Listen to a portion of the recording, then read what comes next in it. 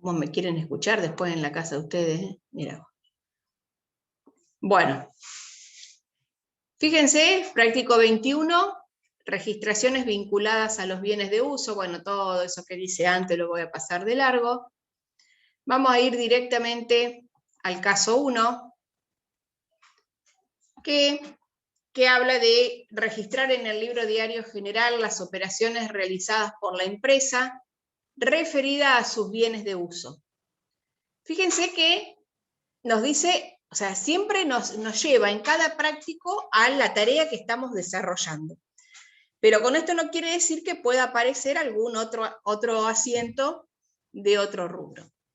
Dice, el 10 de marzo se adquiere un inmueble para ser destinado como depósito. Esperen que yo acá me veo. Ahí está. Porque no veo bien, chicos, ya estoy vieja. Para ser destinado como depósito, según los datos obrantes en la escritura traslativa de dominio que se adjunta. Asimismo, se abona la factura de la escribanía por los conceptos e importes allí consignados. Además, se incurre en erogaciones relacionadas con la adquisición de dicho terreno de acuerdo a la documentación obrante en la empresa y que también se adjunta. Bien, lo primero que sabemos de esto es que el 10 de marzo lo que compramos es un bien inmueble, es decir, algo que está edificado, para destinarlo como un depósito. Es decir, que si ya sabemos que estamos comprando un bien inmueble, es algo que lo vamos a usar una cuenta que caracterice a ese bien y que lo vamos a englobar luego en la exposición dentro del rubro bienes de uso.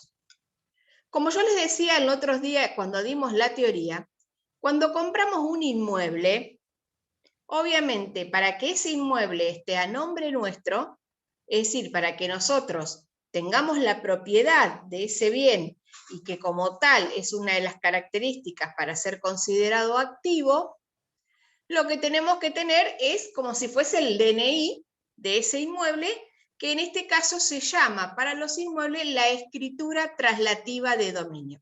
Fíjense que la misma palabra se lo dice, escritura, la escritura de la casa, del terreno, traslativa de dominio, es decir, que me trasladan el dominio a mí, que soy la que lo estoy comprando. Y mientras yo no tenga esa escritura a nombre mío, el inmueble no es mío. Puedo tener un boleto de compra-venta, puedo tener, pero lo que me hace que la escritura sea mía y tenga la propiedad es la escritura traslativa de dominio. Que en toda escritura, los profesionales que intervienen son los escribanos, y obviamente ellos cobran sus honorarios por eso. Entonces, acá entra en juego de a qué valor incorporo yo ese inmueble al patrimonio, ¿sí? Y recordamos lo que vimos en la teoría, que el valor de incorporación, ¿cuál era? Para todos los activos, el concepto general. El costo. Costo, bien, costo. ¿Y qué le tenemos que agregar al costo? Los gastos necesarios. Exacto. Todos aquellos gastos necesarios, recurrentes y no recuperables, ¿sí? Recuerden que ese concepto es importante, el no recuperable. Entonces, vamos a ver la escritura, que me dice que se adjunta al práctico. Vamos a ver si es cierto. Dice escritura número 19, esto también se lo hicimos como para que ustedes ya vayan sabiendo cómo es una escritura, ¿ven? Dice escritura número 19, 1842 de María Luisa García a favor de Contabilizando. Fíjense que está haciendo la traslación de dominio, antes era de García, ahora es nuestra, que en la ciudad de La Plata, provincia de Buenos Aires, ahí está la fecha, ante mí el escribano, y se comparecen García con todos sus datos personales, la otra el señor Guillermo Marino, haciéndolo en representación de la sociedad Contabilizando Sociedad Anónima con todos los datos de la empresa, y que María Luisa expresa que vende al señor Marino. Fíjense que está todo en negrita, lo principal de la escritura. que dice, vende por la representación invocada y justificada un inmueble ubicado en calle y siempre en la escritura se ponen todos los datos catastrales. Fíjense, la evaluación inmobiliaria, 401.000 pesos, pero también, o sea, esa evaluación inmobiliaria es la que surge de los impuestos, que es el valor que se toma base para calcular los impuestos de los inmuebles, pero siempre obviamente tenemos una valuación fiscal. Fíjense, dice una evaluación fiscal de pesos 15 millones. Bueno, después empieza la escritura con todas cosas más que nada, obligaciones que hacen de la escribanía, que dice que resulta que no se adeudan impuestos, tasas, contribuciones, o sea, son todos datos que hacen a la venta. Y dice, esta venta se realiza por el importe convenido de 25 millones de pesos y da la forma de pago. Fíjense que dice en este acto la suma de pesos 25 millones con un cheque del Banco Provincia de 10 millones, otro cheque de 10, o sea, se paga con 3 cheques. En consecuencia está pagando todo con cheque del Banco Provincia. Bueno, si seguimos mirando, la escritura ahí terminó, ¿sí? Entonces, en definitiva, fíjense que tenemos el valor de la evaluación fiscal, pero tenemos que tener en cuenta a qué valor se vendió, porque la evaluación fiscal es una cosa, pero el valor de venta es completamente distinto. Fíjense que son 25 millones. Entonces, ahí ya estamos en condiciones de hacer el primer asiento, que es la compra del inmueble, fíjense, el ingreso del inmueble, y el egreso de Banco Provincia por el pago con los cheques. Guárdenme 5 minutos, que voy a pedirle a mi hijo que me traiga el mouse porque yo con esta cosa.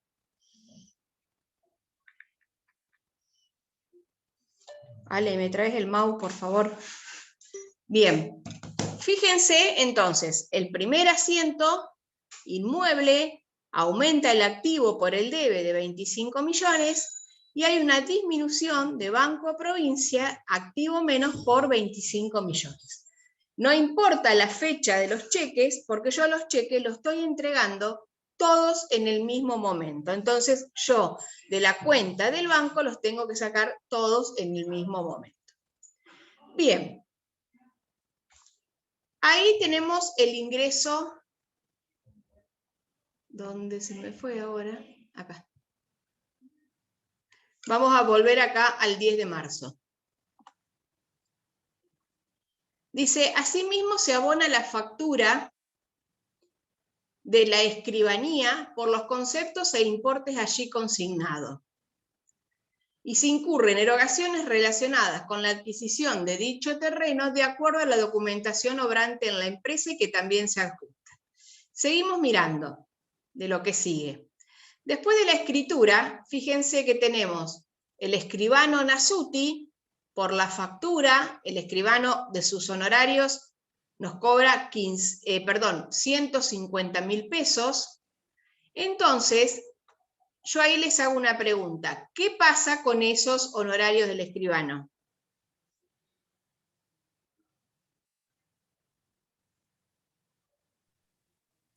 Chicos.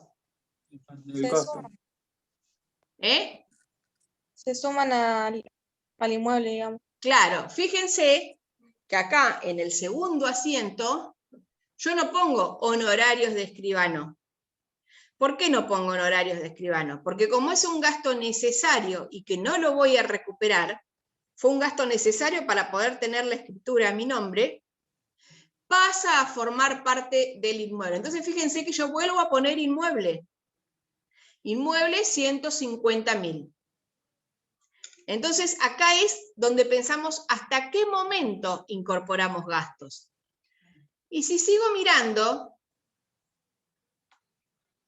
vamos a seguir mirando la documentación que hay, dice impuesto inmobiliario, de 15 de marzo del 21, la cuota 3 del 21, 7.500 pesos.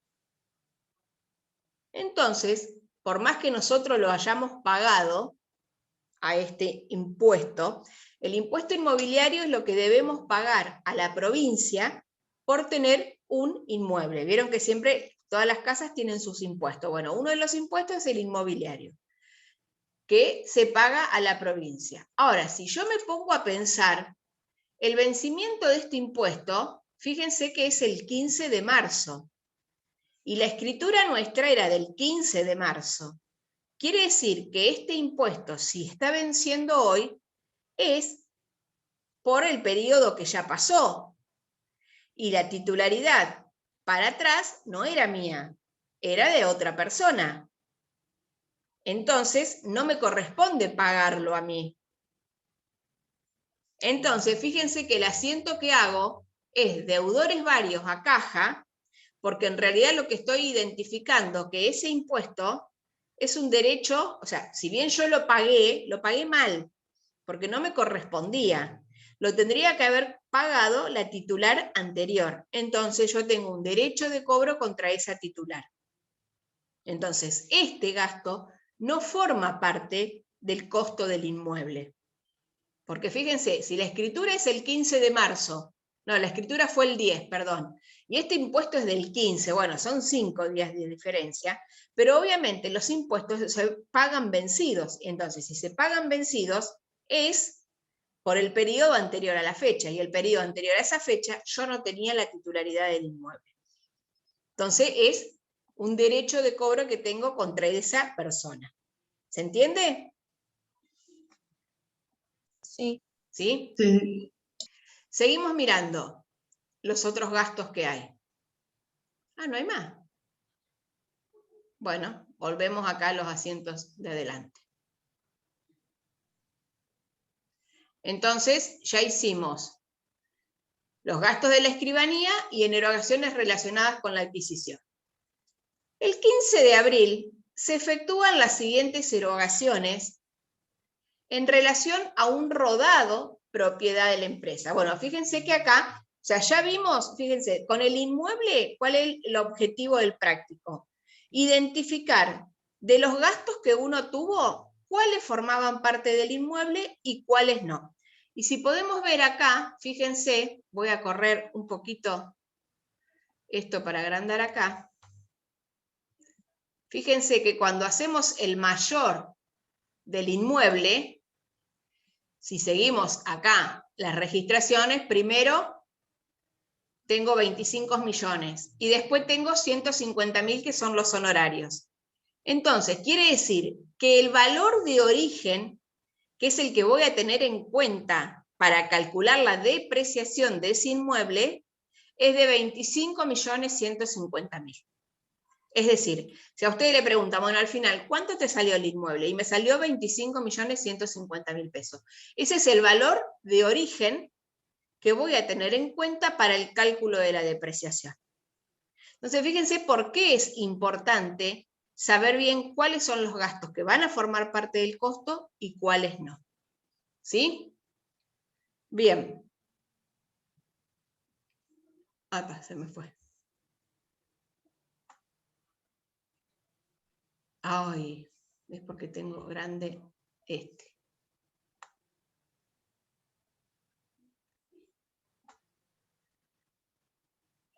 Bien, seguimos. El 15 de abril se efectúan las siguientes erogaciones en relación a un rodado propiedad de la empresa. Ahora empezamos a ver erogaciones, pero con otro bien, para ver, o sea, cuál es el objetivo, ver si esas erogaciones forman o no parte del costo. Cambio de aceite y filtro por 10.000 pesos, se abonan en efectivo. Bueno, si ustedes ya lo pueden ver acá, fíjense que no usamos la cuenta rodado. ¿Qué usamos? Gastos de mantenimiento. ¿Por qué? A ver si alguien se acuerda de lo que yo expliqué el lunes. ¿Por qué gasto de mantenimiento? ¿Qué era un gasto de mantenimiento? Es cuando se repara algo o se usa algo que no está imprevisto. Está bien, es un imprevisto, pero para que haya un gasto de mantenimiento tiene que haber ocurrido ¿qué? Un daño. Perdón, cambio de aceite. Fuego o algo por el estilo, ¿no? Perdón, eso es una reparación. Un gasto de mantenimiento es cuando lo que yo pretendo es mantener la capacidad operativa del bien. Si yo al rodado no le hago el cambio de aceite y filtro cada tantos kilómetros como se tiene que hacer, va a llegar un momento en que algún problema mecánico voy a tener. Entonces, ese es un gasto de mantenimiento. Mientras que un gasto de reparación tenía que existir un daño. ¿Sí? Entonces, cambio de aceite y filtro es un gasto de mantenimiento a caja. Con la misma fecha tenemos el tratamiento de pulido de la pintura por 7.000 pesos que se abona con un cheque del Banco Nación. O sea, yo tengo un auto que está bastante venido abajo con la pintura y si no lo arreglo se me empieza a picar. ¿Ese será un gasto de reparación o de mantenimiento? Mantenimiento. De mantenimiento. Fíjense, gasto de mantenimiento a banco. Hola. Tráeme el mouse. Después tengo colocación de un malacate por 50.000 pesos. Esto mejora la utilización del rodado dada la actividad de la empresa. Se abona con un cheque del Banco Nación. Fíjense que el mismo enunciado se los dice. Esto mejora la utilización del rodado. Ya les está diciendo, lo mejora. Entonces lo que está haciendo es añadiendo capacidad operativa a ese rodado. Lo está incrementando, le está dando mayor productividad. Entonces, fíjense que yo no pongo en el debe ni gasto de mantenimiento, ni gasto de mejora, ni gasto de reparación. Directamente se lo computa como rodado. ¿Por qué? Porque le está aumentando el valor. Entonces, si voy al mayor de ese rodado, a la larga voy a tener, fíjense, el valor original de cuando lo compré y en esta instancia se va a ver incrementado el valor de origen. Y al incrementarse el valor de origen, obviamente vamos a tener que modificar la cuota de depreciación al cierre. ¿Sí? Sí. ¿Sí? Bien. Sí. Y seguimos con el último, dice, cambio de las ópticas que se encontraban rotas y en mal estado por 10.000 pesos que se abonan en efectivo. Eso sí es un gasto de reparación. Fíjense que si bien mantenimiento y reparación son resultados negativos, pero la diferencia en que uno tiene que existir un daño. Acá el daño estaba, las ópticas estaban rotas. En el mantenimiento es darle mayor productividad o ayudar a que ese bien no se me venga abajo, digamos, no se me devalúe, por decirlo de una manera. ¿Sí? Bien. Entonces, vamos ahora a ver, este ya sería el caso 1. Entonces, fíjense que la intención del caso 1 era justamente identificar cuáles, no sé si estaba el mayor de, a ver, ay, no sé si estaba el mayor de rodados para ver no, el mayor de rodados no lo tiene. Bien, vamos al caso 2. El caso 2 dice, registrar las operaciones que se correspondan desde el 1 de enero del 21 al 31 de diciembre del 21, referida a los bienes de uso de la empresa contabilizando sociedad. Calcular y registrar al 31 de diciembre, cierre el ejercicio, la cuota de depreciación correspondiente de los siguientes, según las siguientes condiciones.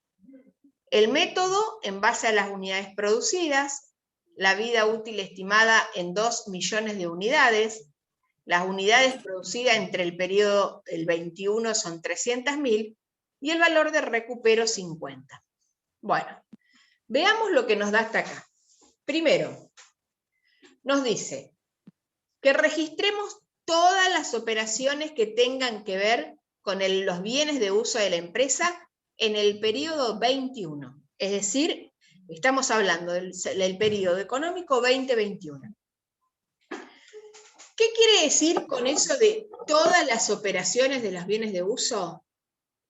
Que no nos olvidemos de que los bienes de uso, al cierre del ejercicio, ¿qué necesitaban? El asiento o la registración contable de la depreciación de los bienes. Que como bien dijimos el otro día, la depreciación es hacer un reflejo contable o dividir el costo original del bien en diferentes periodos para amortizar el resultado. Y me da las condiciones o qué método tengo que utilizar. Entonces, fíjense, el 2 de enero del 21 se adquiere una matriz que será utilizada para crear asientos de sillas plásticas. Los conceptos incluidos en la factura de compra son los siguientes. Precio de contado de la unidad, $10.000. Adicional por corte automático por falta de plástico, $1.000. Y el tipo de cambio al momento de la operación era de $84. Y se abona el total con un cheque del Banco Nación. Bien, acá lo que sabemos que estamos comprando, si es una matriz que será utilizada para crear asientos, es una máquina. Entonces tenemos el ingreso de maquinaria, un activo más, y el cálculo que hace son $10.000 más 1.000, porque esos 1.000 de adicional es un gasto necesario, y lo multiplica por el valor de cambio a la fecha. Y obviamente que lo paga con un cheque del Banco Nación. Ay, perdón.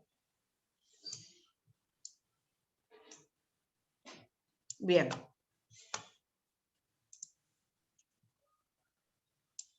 Eso fue el 10 de enero. Perdón, el 2 de enero. El 10 de enero, dice, se instala una computadora que facilita la carga de las unidades y tipos de asientos a producir por $30.000, que será abonado dentro de los 30 días sin intereses. Entonces, fíjense que, y acá pensamos el hasta qué momento, porque el 10 de enero, a muy pocos días de haber comprado esa matriz, se le instala una computadora que dice que nos va a facilitar la carga de las unidades y tipos de asientos. Entonces, ¿qué estamos haciendo? Estamos aumentando el valor de esa máquina. Por lo tanto, la registración es maquinaria a acreedores, fíjense, ¿por qué? Porque dice que será abonado dentro de los 30 días. Como no es el bien de uso o la maquinaria o la computadora esta un bien destinado a la venta, no usamos proveedores y sí usamos acreedores. Entonces, ya pensamos que el mayor de maquinaria, fíjense que ya está compuesto por 924 más $30.000. ¿Sí? Hasta ahí vamos, no hay nada nuevo, digamos. El 1 de junio se realiza un mantenimiento general que consiste en el cambio de aceite y control de la máquina, abonándose por ello 12.000 con dinero en efectivo. Bueno, ya sabemos que el gasto de aceite y filtro es un gasto de mantenimiento, entonces en este caso es lo que tenemos acá como gasto de mantenimiento, pero que no nos está modificando, fíjense, por eso lo imputamos a resultado, porque no nos modifica el costo o el valor original de la máquina. ¿Sí? Y ese fue el último movimiento que tuvo, esperen que lo voy a checar, y ese fue el último movimiento que tuvo la empresa con esa máquina en el momento del periodo económico 2021. Llega el 31 de diciembre y obviamente sabemos que con los bienes de uso siempre se deben depreciar al cierre del ejercicio. Bien, para no confundirnos, lo que siempre les recomiendo es que lleven un control del mayor del bien de uso que están analizando. En este caso, maquinaria. Entonces, ¿por qué? Porque es fácil confundirse y a lo mejor tomamos el valor de la máquina por el valor inicial y no nos damos cuenta que a lo mejor días posteriores ese valor se puede haber modificado. Entonces hacemos el mayor, los 924 por el valor de la matriz, los 30.000 por la computadora que le anexamos y llegamos a que el valor de origen de esa máquina es 954.000 pesos. ¿Y por qué necesitamos saber el valor de origen? Porque es uno de los datos que debemos conocer para calcular estos 135.000 que tengo acá, que es el valor de la depreciación de la máquina. Los datos que teníamos era que, ¿dónde está? Para el cálculo de la depreciación, usábamos el método de base a las unidades producidas, que esa máquina tenía una vida útil, por decirlo de una manera, de 2 millones de unidades, es decir, que esa máquina iba a servirle a la empresa hasta que produzca 2 millones, me dice que durante el periodo que estoy analizando la cantidad de unidades que produjo fue 300.000 y que tiene un valor de recupero de 50. Entonces, vamos a ver cómo calculamos la depreciación. Tenemos la maquinaria por 954.000. Es decir, acá lo que necesitamos saber es el valor de origen. La vida útil son 2 millones de unidades. Es decir, la máquina va a producir hasta 2 millones de unidades. En este periodo, que es el periodo que estoy analizando, tuvo una producción de 300.000 y el valor de recupero es 50. Entonces, ¿qué es lo que necesito saber? Calcular la depreciación. ¿Cómo se calcula? Valor de origen menos valor de recupero sobre la vida útil. ¿Qué es lo que hago acá? Los 954.000, que es el valor de origen, le resto los 50.000 del valor de recupero y lo divido por 2 millones. Este cociente me da un coeficiente de depreciación. Este coeficiente de depreciación. ¿Qué tengo que hacer con ese coeficiente de depreciación? Multiplicarlo. O sea, ¿qué me dice ese coeficiente? Que por cada unidad que se produce con esa máquina, tiene un desgaste de 0,45. Yo lo que estoy calculando acá es cuánto se desgasta, cuánto hay de desgaste para el periodo 2021. Pero como lo que estoy analizando son unidades producidas, me dice, por cada unidad, este cociente me dice, por cada unidad que produzca, la máquina desgasta un 0,45. Entonces, ¿cómo hago para averiguar el desgaste total del 2021? Digo, bueno, ¿y cuántas unidades se produjeron en el 2021? Y 300.000. Entonces, estos 135.600 son los que surgen de la multiplicación de las 300.000 unidades del periodo por los 0,45. Ese monto de depreciación, fíjense, es el que voy a pasar al asiento del cierre como depreciación maquinaria, cuenta, resultado negativo, que la voy a debitar por 135.600. Con este débito, lo que yo estoy reflejando es un resultado negativo para la empresa. Es decir, ¿qué reflejo? Que de los 954.000 de la máquina, con la depreciación lo que pretendo es distribuir el costo en diferentes periodos, para no hacerlo todo junto. Bueno, en este periodo, de acuerdo a la producción, ya descuento 135.600. Es decir, considero que tuve un desgaste, un resultado negativo de 135.600. ¿Contra qué cuenta lo voy a acreditar? Contra una cuenta que la voy a llamar depreciación acumulada maquinaria patrimonial del activo con saldo acreedor. Entonces fíjense que acá hacemos el mayor de la depreciación acumulada y también podríamos hacer el mayor de la depreciación sola. Vamos a poner acá, en vez de depreciación acumulada, depreciación maquinaria sola. Fíjense que una sola palabrita me cambia el sentido, porque uno va a pasar a ser, no me sale, uno es regularizadora y la otra es gasto, y acá voy a tener 135.600, que me va a sumar acá, obviamente, porque va a ser saldo deudor. Y el otro va a ser saldo acreedor. Tengo la suma acá. Esta. Porque si no estaría mal los saldos. ¿Y para qué utilizo esta depreciación acumulada? Para llevar un control, y más que nada para el cierre del ejercicio, de qué valor realmente tiene la máquina al cierre. Y fíjense que si depreciación acumulada es una regularizadora de activo, cuando yo lo tenga que exponer ese bien de uso en el balance al cierre del 2021, esa regularizadora va a ir restando del activo. Recuerden siempre eso, que cuando llego a la hoja de trabajo, las regularizadoras del activo restan del activo y las regularizadoras del pasivo restan del pasivo. Entonces, cuando yo haga la exposición, voy a poner que mi mayor de maquinaria me demuestra 954.000 pesos de valor de origen. Es el valor que yo tengo en el mayor.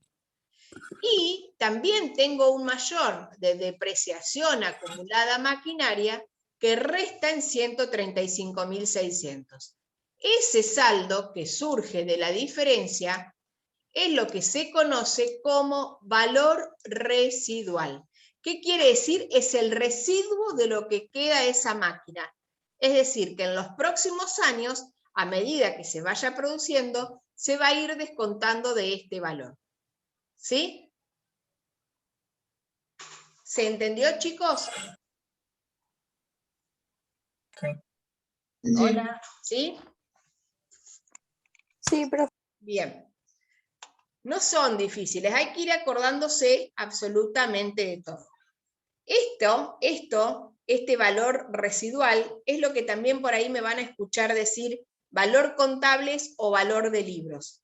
Porque en realidad, hoy, al 31 de diciembre del 21, para la empresa contabilizando, la maquinaria tiene un valor contable de libros o residual de 818.400 pesos, que surge de un valor original menos la depreciación acumulada. El año que viene, cuando hagamos el próximo asiento, fíjense que acá hagamos el del 22.